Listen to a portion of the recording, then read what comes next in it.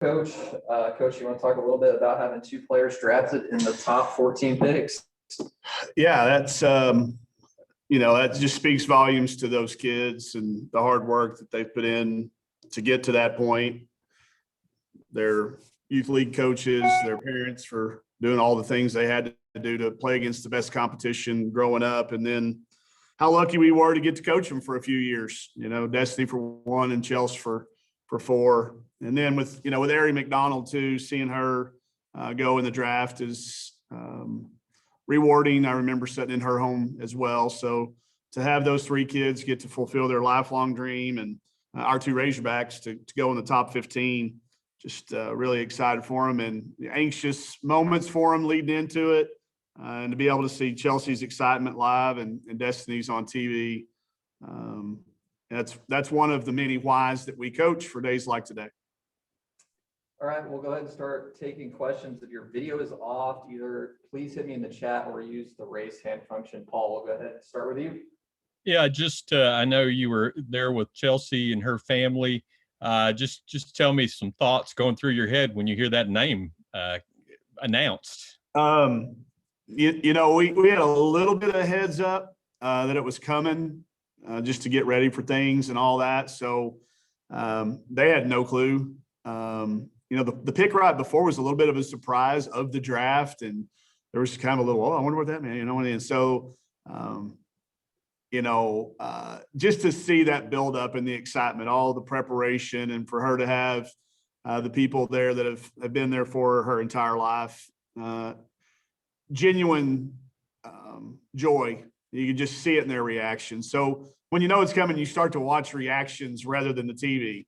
So I'll be excited to go back and actually watch the TV broadcast because I was watching hers and her mom and her grandparents and former, coaches and teammates. So it's a lot of fun to be in that room, and then to see Destiny with her family on the live feed.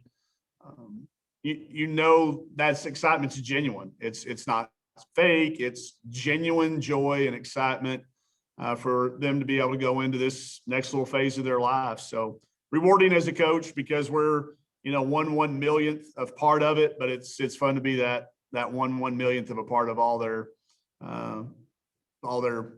success in the past. And now I can step back and watch other people coach them and just cheer for them.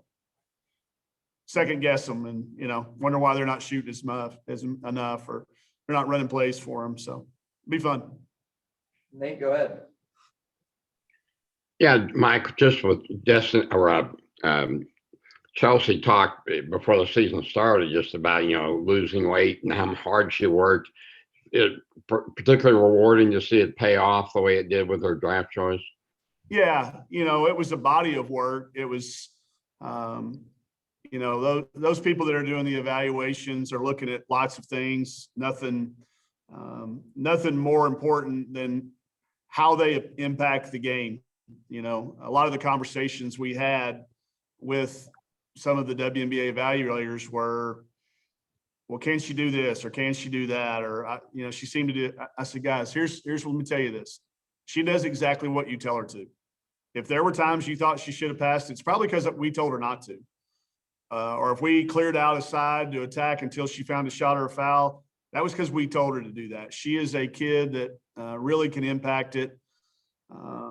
So for it to come full circle and be drafted in this draft class that high, that goes back to how hard that kid worked. She was not a top 5 kid in her class coming out of high school, and she wasn't a top 50. She wasn't a top. It's a really cool story for a lot of little girls. Those girls across the state that have worn her jersey, and she can really be something that a lot of people look up to. Wasn't a McDonald's All-American. All of those things to end up a draft pick in the top 5. That's maybe of all the accolades, that might be that crowning jewel. Thank you. You got it. Does anyone else have a question? I don't see any hands raised or messages in the chat. Paul, you got another one? Sure. I talked to one of the GMs and I asked her about preparation, how playing in your system and your program had prepared her. Can you speak to that a little bit? Just how you feel like that you prepared these kids?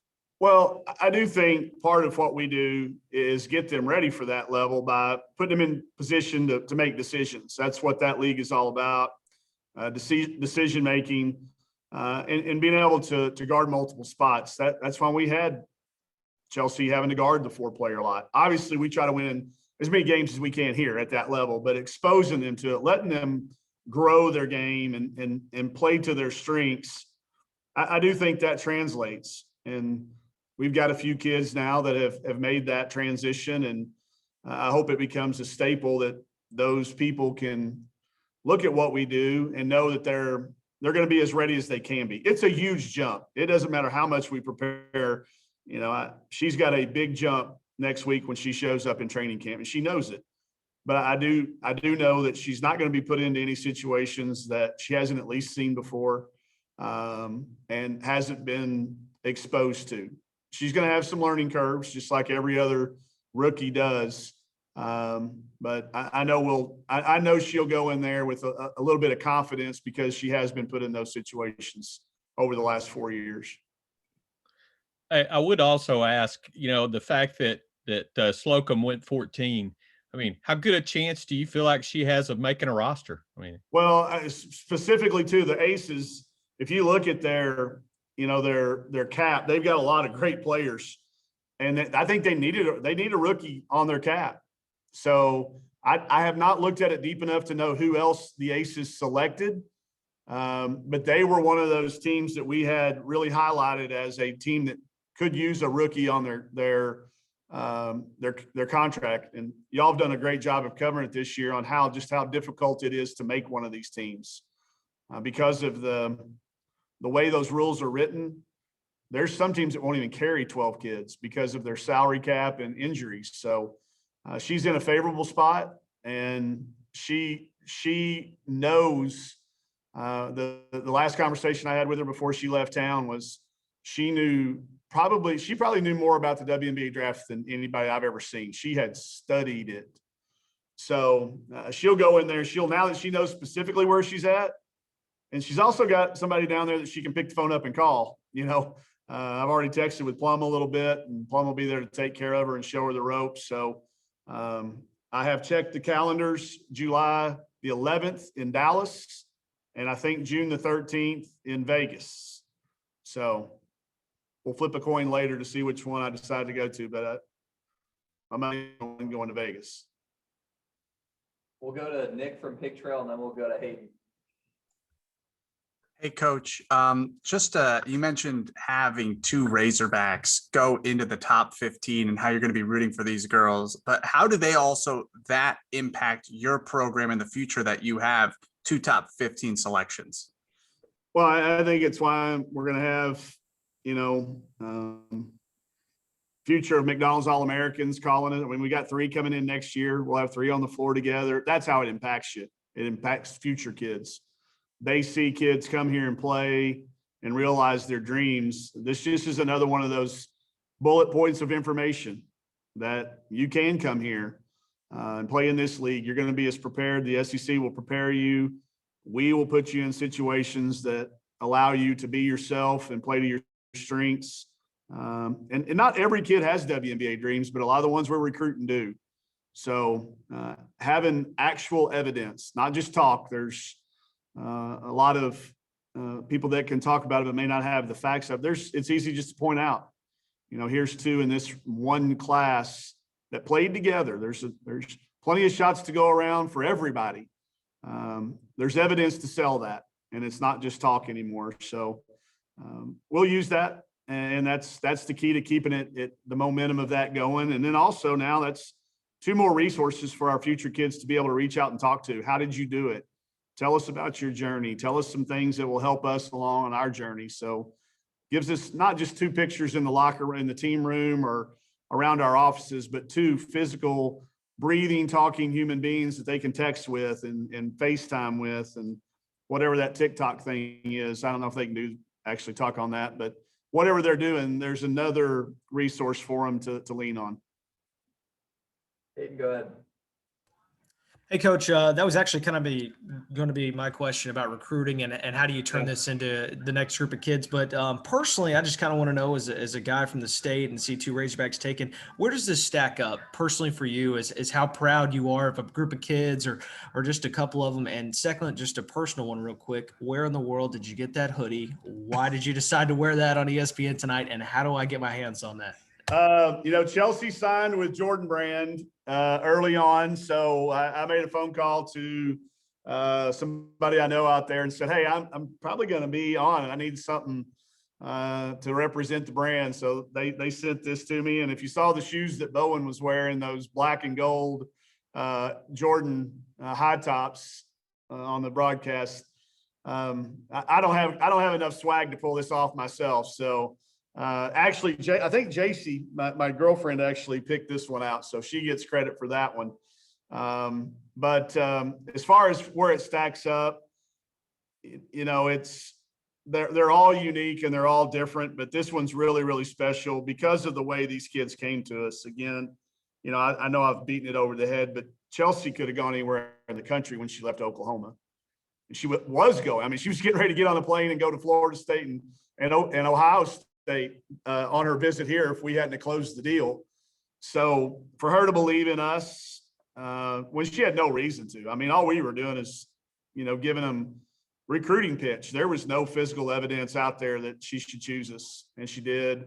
And then for Slocum to, gone and been also, I think she was considered the #1 transfer last year, to have the confidence to come here and play her last year, knowing that she wasn't going to have a lot of time to learn a new system or adapt. She felt comfortable knowing that we would allow her to play her game. So those will be the most memorable things about how they came to us. And hey, I remember all these. I've only been a head coach for 8 years, but this is our 6th kid to be drafted. And every one of them are special.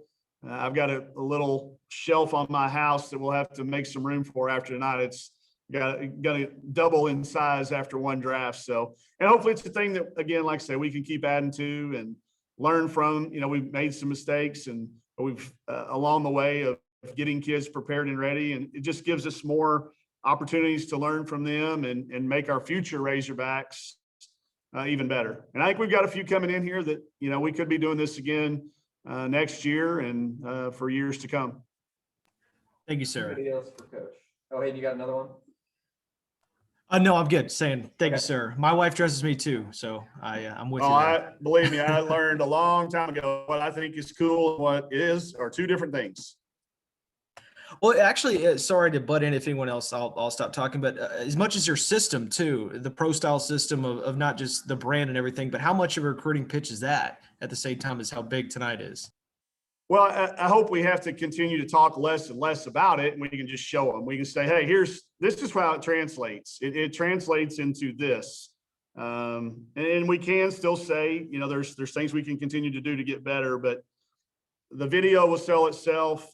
Again, I think the last picture I saw, Chelsea had like 185,000 likes or something, whatever that means. So, that just goes and just continues to trickle down.